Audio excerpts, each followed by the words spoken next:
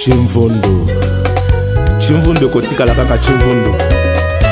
Victor Aristote, Kamika Chama le meneur, Océan Pacifique Jeff Ngoy. Malgré mon amour, Emani, tu es parti. Emani, nakobela, lele, kolobela kanga Jeff Kipwema nako silikate, silikate kande zanango mopaya Emani. Le Congo a promis au monde l'alternance, ça a été fait. Nous avons eu, ou sinon nous avons assisté à l'alternance, au passage civilisé entre les chefs de l'État sortants et entrants. Aujourd'hui, les deux vivent ensemble. Cela pousse aux ennemis du Congo par moment à dire que les seraient marionnettes de l'autre, alors qu'ils ne sont que partenaires politiques parce que celui qui a obtenu la majorité présidentielle n'en a pas obtenu au niveau parlementaire, ce qui fait que moi, provenant de cette majorité parlementaire, je suis aujourd'hui au gouvernement avec mes collègues qui sont ici du cash, mais à tout prendre, encore une fois, c'est le Congo qui a gagné parce que même alors comme provenant de différents horizons politiques, nous avons la complicité, nous savons ce qui est mieux pour nous. Ce qui est mieux pour nous, M. Japierre, c'est l'intégrité du Congo à préserver, le développement intégral du Congo, donner aux Congolais tout ce qui lui revient par rapport au fait que nous sommes un grand peuple et que nous avons droit en tout cas à aspirer au bonheur. Bref, je suis content qu'une fois de plus, plusieurs sont les délégations qui sont venues vers nous pour dire qu'elles sont prêtes à travailler la main dans la main avec les grands Congo, les Congo de Lumumba. Merci, Excellence. Un mot à Lingala pour nos amis du journal à la langue. Oui, première fois au côté de la Palais des Nations, au salle d'intervention dans un examen périodique universel. Liluba, pour la bande de Kobazolanda. Maton de Ming de Japierre, dengo pesi biso micro nayo. Sinon, eleki malam, eza pona komi kumisate ndenge pona en fait biso koloba boezali komi kumisate. Et la qui sipe que Congo, RDC, eza n'importe quel pays dans le monde, nous sommes au cœur de l'Afrique et que au cœur de l'Afrique, il va de soi que Batunyos bâtit attention à bango na pays na biso. Mais ce qui est aussi vrai, ce qui compte, eza oyo batu balingite tozala, ezali o biso moko tolingite tozala na uti koloba na palais awa ya Nations Unies que déjà depuis indépendance biso tozali parmi ba pays oyo bazalaki na ba pays lokola ba Ghana aspira déjà na dignité Lumumba loba ngomba lebele. Télélo, bas congolais, même quand on a des problèmes, même quand on a connu des situations, bas palabres, bas conférences, bas colloques, bas dialogues, réaffirmer principe et abysse, quoi accéder à la bonheur, il y a qu'au vivre dans la dignité, et tu n'as jamais colongo na monoka bas congolais. Mon cher Jean-Pierre Onema, je voudrais d'ailleurs profiter de ces instants pour vous rendre hommage, parce qu'on ne le fait pas assez dans notre pays. Vous savez, quand quelqu'un est là en train de servir la République, j'ai l'impression que nous attendons qu'il ne soit plus là pour pouvoir rendre hommage à son travail. Moi, je profite pendant que vous êtes là pour vous dire que ce que vous faites est bien pour notre pays. Voilà. Vous avez choisi d'être ici, en Europe, afin de couvrir toutes les actions, toutes les activités des acteurs congolais qui viennent en Europe au nom effectivement de la coopération, au nom des relations que nous devons établir avec le pays amis, des pays partenaires. Et vous êtes là pour couvrir positivement, dans une approche tout à fait patriotique, ces activités-là. Donc je crois que vous êtes suivis chez nous en RDC, à Kinshasa et dans toutes les provinces, via la RTNC. Et je pense que c'est une bonne chose. J'ai tenu donc à M. Onema à vous encourager de poursuivre ce travail qui est un travail positif, parce qu'il est important que le citoyen congolais sache ce que viennent faire ici en Europe les représentants ou le membre de leur gouvernement. C'est très important. Donc continuez comme ça, messieurs. Jean-Louis Okoumé.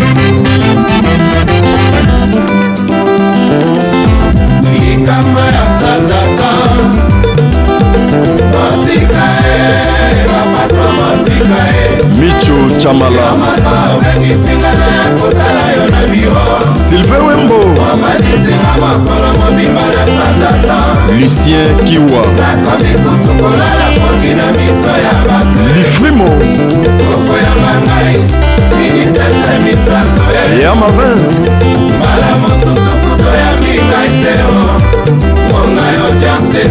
Zakari Bababasui makambo tokomonaka na babiro ya kinshasa ye makambo tokomonaka na babiro tokokotaka nzambe makambo tokomonaka ta na babiro ya brazzaville ndeko mosusu totangaka na ye kelasi moko ndeko mosusu tokola na ye na kartier moko tobetaka balesika moko toliaka tamsala wenda jakata na matonge Arriba Spirito L'espace réunion chez nos bébés kilo Fatima Folo Tomelaka masanga chez Awalie Nadi Soso Tomatisaka moziki chez Gimayola Fogi Toro Bibish Basali batemoin mama mwe Limala Boyoma Boyoma Ye moko ebengaki nga nakende kotala ye ye moko apesaki nga kape na ye de visite Kama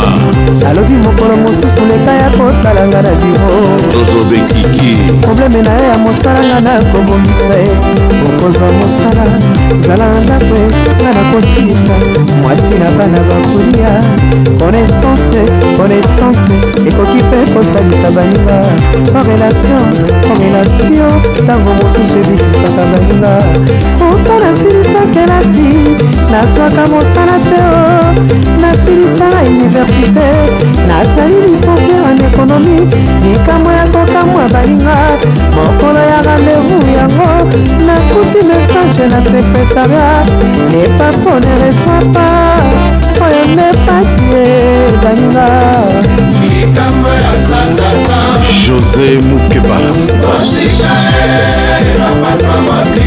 Didier Mandiangu Mozabwa Naye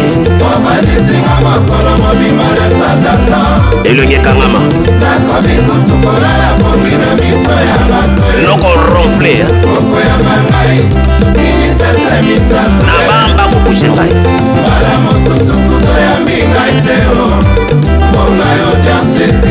wana mbota biela kaki toilette banduku ekomakinga na biro motokola ya mbinga abandisinga na sala tante babandi kuyamba basiye kamangabo babandi kuyamba bafamiye bamasa. And I had the pleasure to give the floor to His Excellency André Lite Acebea, Minister of Human Rights of the Democratic Republic of the Congo, to present additional information on the review. Merci, Monsieur le Président.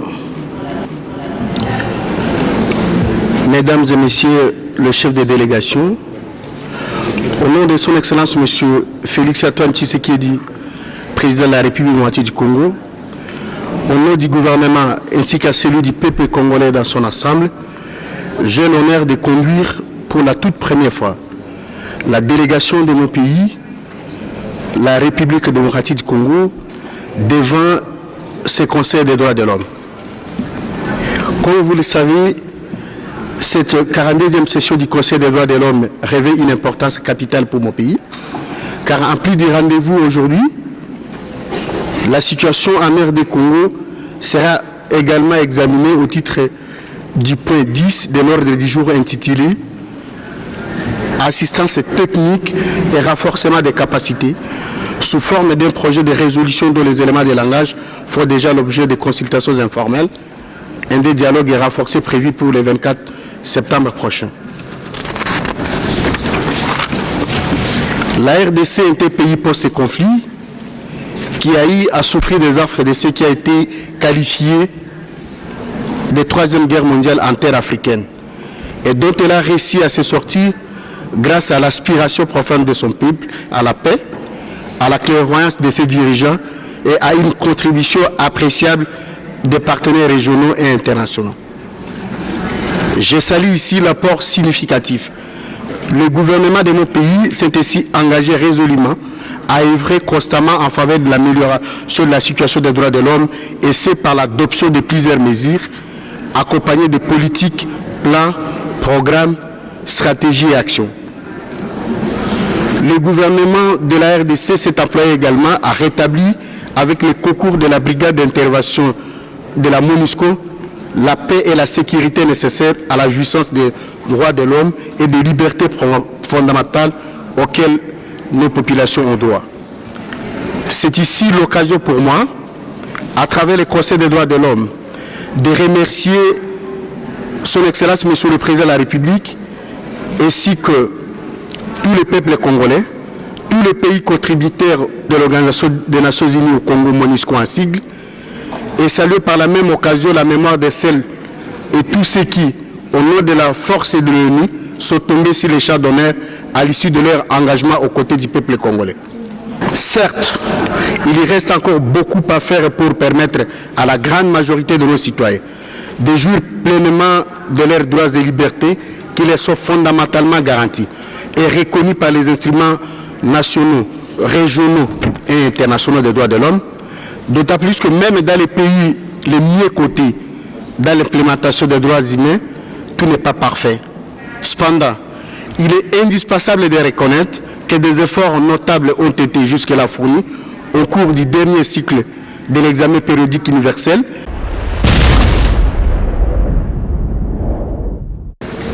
Madame Deputy High Commissioner, Monsieur le ministre des Droits humains, Excellences, Mesdames et Messieurs, c'est avec un réel plaisir que je prends la parole aujourd'hui au nom de Madame Leila Zerougui, représentante spéciale et chef de la MONUSCO, pour vous faire part de son appréciation de la situation actuelle en République démocratique du Congo. Lors du dialogue interactif tenu au mois de juillet dernier, j'avais appelé à la conclusion rapide des négociations pour la formation du nouveau gouvernement, afin de permettre la mise en œuvre du programme de réforme du président Tshisekedi et parachever la mise en place des nouvelles institutions. Un nouveau gouvernement a été investi par l'Assemblée nationale et le Premier ministre Ilunga Ilukamba est officiellement entré en fonction. Je voudrais saisir cette occasion pour féliciter encore une fois le président Tshisekedi, le Premier ministre Ilunga Ilukamba, tous les acteurs politiques sans distinction aucune, la société civile et l'ensemble de la population congolaise pour le rôle constructif qu'ils ont joué dans le processus qui a abouti à ces résultats positifs et encourageants. Les Congolais attendent de l'avènement des nouvelles institutions plus de sécurité physique et la réalisation de leurs droits économiques, sociaux et culturels, à la mesure du capital humain et du potentiel économique dont regorge le pays. Au-delà, l'amélioration progressive de la jouissance des droits et libertés publiques, la gratuité de l'enseignement, de l'accès à l'enseignement primaire, l'importance accordée aux personnes handicapées et aux vulnérables dans le nouveau gouvernement et l'efficacité de la riposte contre l'épidémie à virus Ebola, de nombreux défis restent à relever. Il s'agit de la consolidation de l'état de droit, la protection des civils contre les groupes armés, surtout à l'est du pays, la lutte contre l'impunité, la réforme des secteurs de la justice et de sécurité, la lutte contre les discriminations de toutes sortes et les disparités de développement économique et social. Il s'agit là d'autant de priorités qui requièrent une mobilisation des partenaires internationaux dans le strict respect des règles qui guident le partenariat au développement. Ce dialogue interactif m'offre l'occasion de réitérer l'appel lancé aux États membres par le secrétaire général des Nations Unies, M. Antonio Guterres, lors de sa visite en RDC en août 2019, d'aider le pays à construire la paix et le développement. Monsieur le Président, qu'il nous soit permis de rappeler que la République démocratique du Congo, pays dont je suis ressortissant, a passé des moments extrêmement difficiles en matière de respect, de protection et de promotion des droits humains ou des droits de l'homme sous l'ancien régime. Aujourd'hui, avec l'avènement au pouvoir du président Félix Tshisekedi, une petite fenêtre d'espoir s'est ouverte pour la consolidation de la démocratie et des droits de l'homme. Cette petite fenêtre d'espoir est marquée par sa ferme volonté de promouvoir l'état de droit d'une part et par les actes significatifs qu'il a posés quelque temps après son investiture d'autre part. Il s'agit de l'ouverture de l'espace civique, la libération des nombres importants de prisonniers politiques et la fermeture des lieux clandestins de détention. Il y a lieu de souligner que cette ouverture reste encore très fragile dans la mesure où plusieurs manifestations pacifiques organisées par les organisations sociales, les médecins, organisations de droits de l'homme, Assado, Fondation Bill Clinton pour la paix ou les mouvements citoyens ont été soit empêchés, soit réprimés brutalement par les agents de l'ordre. Au nom de mon organisation, l'Association des femmes juristes congolaises et de tous les collègues des organisations de la société civile de la République démocratique du Congo, je voudrais sincèrement remercier le président du Conseil de l'opportunité qui m'a été donnée de prendre la parole aux présentes assises. Monsieur le Président, distingués membres du Conseil, nul n'ignore que la République démocratique du Congo est en proie à des conflits récurrents depuis un peu plus de 2 décennies, particulièrement dans sa partie orientale, où l'activisme des groupes armés étrangers et nationaux et les contre-opérations des forces de sécurité occasionnent de graves violations des droits humains. Au nord et au sud Kivu, en Ituri, au Tanganyika, dans le Maniema et tout récemment dans le Kasaï, dans le Maïndombe, à Minembwe et à Djougou, les femmes et les filles payent particulièrement un lourd tribut à cause des violences basées sur le genre exercées sur elles, à savoir le viol collectif, l'esclavage sexuel, les mutilations sexuelles, les déplacements forcés, les pillages, les confiscations, les travaux forcés et j'en passe. Je voudrais ici profiter de cette occasion pour rendre un vibrant hommage aux 2 experts des Nations Unies qui ont perdu leur vie pour la recherche de la vérité dans le conflit du Kasaï.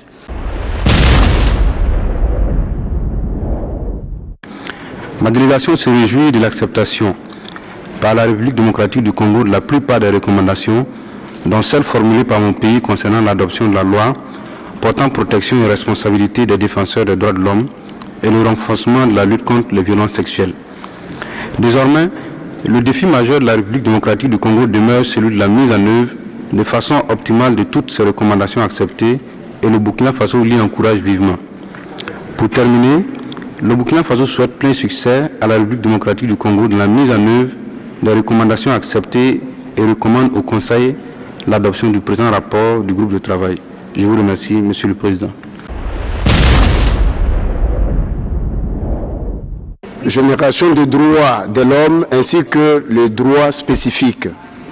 La CNDH-RDC formule le vœu que l'acceptation de ces recommandations par les nouveaux gouvernements de la RDC renforce son engagement à œuvrer pour l'amélioration de la situation des droits de l'homme. La CNDH demande que le gouvernement puisse continuer avec le processus de l'abolition de la peine de mort en ratifiant le 2e protocole au pacte international relatif aux droits civils et politiques sur l'abolition de la peine de mort.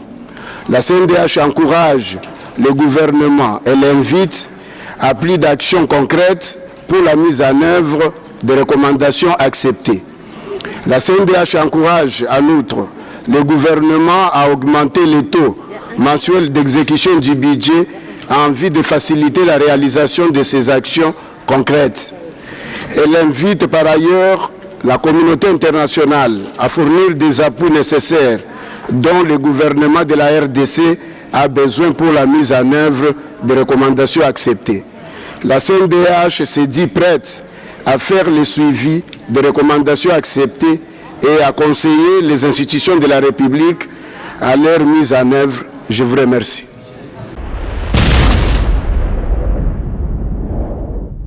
Le gouvernement nouvellement investi devrait donc en particulier prioriser la mise en place de mécanismes effectifs pour garantir et élargir l'espace démocratique dans le pays et renforcer les institutions de protection et de promotion des droits de l'homme.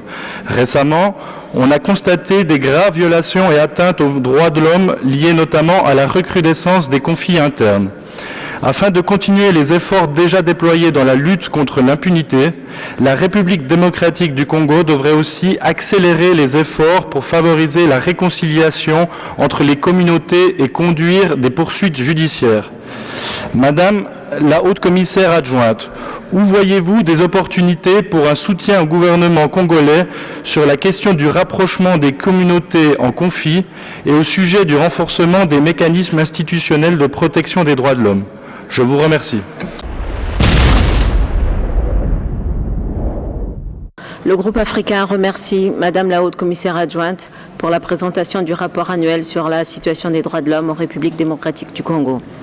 Il tient également à remercier le Conseil des droits de l'homme pour ses efforts inlassables en vue de la promotion et la protection des droits de l'homme, ainsi que pour un engagement réel de la part des États membres dans ce sens. Dans ce contexte, le groupe voudrait souligner son attachement à une coopération technique équilibrée par le biais d'un dialogue constructif et soucieux des besoins des États membres demandeurs. Au niveau national, le groupe salue l'appel lancé à la RDC par le Conseil afin de respecter l'état de droit, de poursuivre et intensifier ses efforts pour respecter, protéger et garantir tous les droits de l'homme et toutes les libertés fondamentales pour tous, conformément à ses obligations internationales. Nous nous félicitons également des dernières mesures adoptées par les autorités congolaises qui ont abouti à l'élargissement de l'espace démocratique au travers de la libération de prisonniers dits politiques et d'opinion, tout comme de la formation du nouveau gouvernement, afin de pouvoir répondre efficacement aux différents défis auxquels est confrontée la population congolaise. Au reste, le groupe africain encourage le gouvernement de la République démocratique du Congo à poursuivre ses engagements en faveur de sa coopération avec le HCDH, le Bureau conjoint des Nations Unies, le Conseil et ses différents mécanismes. Je vous remercie. Je vous remercie. La parole à l'Estonie. Thank you, Mr. President. Estonia.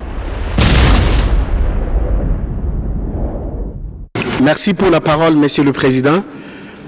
Nous remercions les uns et les autres pour la qualité de leur intervention. Nous acceptons tout en toute sportivité. C'est déjà depuis l'indépendance que la RD Congo croit à la dignité humaine. Il suffit de repasser notre histoire. Vous verrez que nous étions parmi le premier pays africain, aux côtés du Ghana, à affirmer notre dignité à vivre dignement au cœur d'Afrique. Et cette volonté n'a jamais été démentie malgré quelques soubresauts connus par la République démocratique du Congo dans son parcours vers un avenir que nous voulons toujours meilleur. En fait, je voulais ici regrouper un certain nombre de préoccupations, notamment celles qui ont trait au droit pour les femmes de notre pays d'accéder au poste de responsabilité au niveau le plus haut dans la gouvernance de l'appareil étatique. Nous sommes l'un des pays, sinon l'un des rares pays d'Afrique où le numéro 2 de l'État est une femme, à l'occurrence Madame Janine Mabouda. Elle est la présidente de l'Assemblée nationale dans notre pays. Il fallait également préciser une chose, c'est du bon de vie culturel.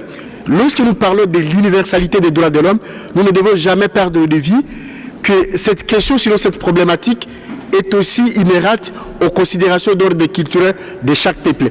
En ce qui concerne par exemple la loi électorale, quand il y a élection, l'école électorale est convoquée, le dépôt des candidatures ne peut pas se faire avec contrainte, vous vous en doutez bien, comme dans toutes les démocraties.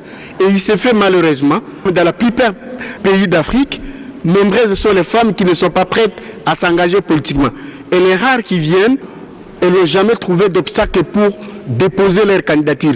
Excepté peut-être, je vous pourrais, par souci de transparence, convenir avec vous, au niveau de la présidentielle, où la caution pour être candidate président de la République est exorbitante. Mais moi, je pense que cette caution-là est à revoir. Toute Congolaise a droit d'y participer.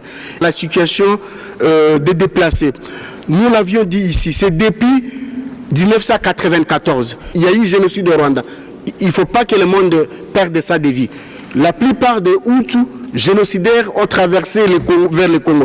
Et c'est avec une recommandation ferme des Nations Unies. Et je crois ici, je suis au palais des Nations Unies. Jamais la RD Congo, en tout cas, n'a été accompagnée dans cette situation, dans cette tragédie. Mais les efforts des gouvernements successifs de notre pays à la matière n'ont jamais été démentis pour effectivement convaincre par le dialogue, parce qu'il faut aussi observer les droits internationaux humanitaires.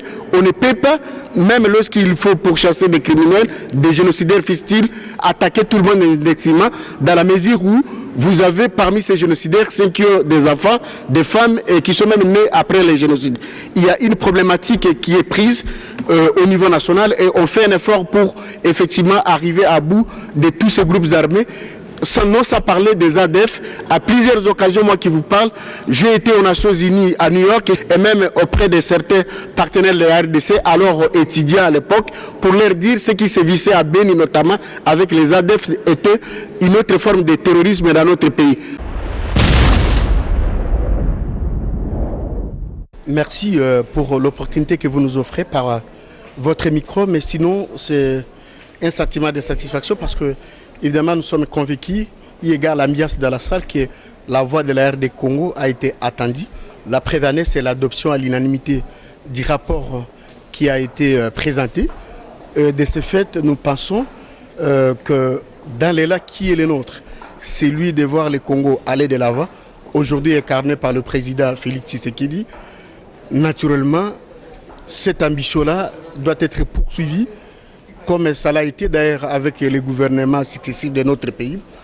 Souvent les gens oublient, lorsqu'ils parlent de la Congo, la tendance est caricaturer le passé, alors que nous, Congolais, mieux que quiconque, s'en depuis 1998, ce que nous avons connu, nous avons vécu ce que d'aucuns qualifié de la première guerre mondiale d'Afrique, puis nous avons connu les régimes 1+4, et après on a eu les premières élections en 2006, en 2011, et dernièrement en 2018. Notre émission est en présent terminée. Merci de l'avoir suivi. Rendez-vous dimanche prochain pour un autre numéro. Charlie Moussouamaï Natekaem Bibi Soup Raga Diao Dimba la princesse Blaise Wanga Boulevard des Stars Hélène Kalemba Brigitte Kiambi Mamina RTNC Mama Wiva Lolo Milolo Mbui Bwebwe Mpaka Ikombe Tata Mapasa Pepito na RTNC 2 Lidia Mwana Mama Mipendu Malili na Lucerne Honorable Somida Adieu ma belle-sœur